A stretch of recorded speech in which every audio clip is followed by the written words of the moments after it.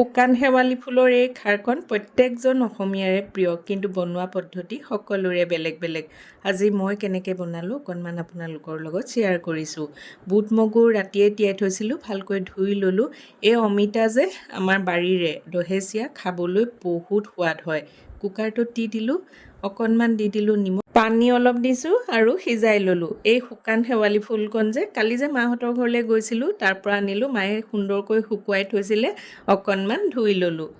এতিয়া কেৰাহীখনত অকণমান সৰিয়হৰ তেল দিছোঁ, পাঁচফোৰণ দিলোঁ, শুকান জলকীয়া, তেজপাত দিলোঁ, আদা নহৰু আকৌ অকণমান ডাঙৰ ডাঙৰকৈ থেতালিয়াই লৈছোঁ, তেতিয়া টেষ্টটো বেছি ভাল হয়।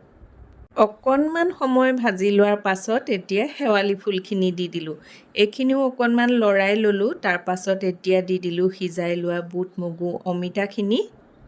অলপ সময় লৰাই থাকিলোঁ। এইখিনি আকৌ কলখাৰ মই ঘৰতে উলিয়াই লৈছিলোঁ, ইয়াতে দি দিলোঁ। কলখাৰ পালে বেছি ভাল হয়, কাৰণ তেতিয়া সোৱাদটো আৰু দুগুণে চৰে। অকণমান সময় লৰাই থাকিলোঁ, এতিয়া ঢাকি দিলোঁ 5 মিনিটমানৰ কাৰণে। এয়া সুন্দৰকৈ খাৰকণ ডাঠ হৈ আহিলে দুটা দিলোঁ কেঁচা জলকীয়া, ধনিয়া পাত, আৰু খাৰতটো কেঁচা মিঠাতেল নিদিলে নহ'বই নহয় জানো, তেতিয়াহে সোৱাদটো দুগুণে চৰে। এতিয়া দি দিলোঁ কেঁচা মিঠাতেল, 5 মিনিটমান গেছটো অফ কৰি ঢাকি থ'লোঁ।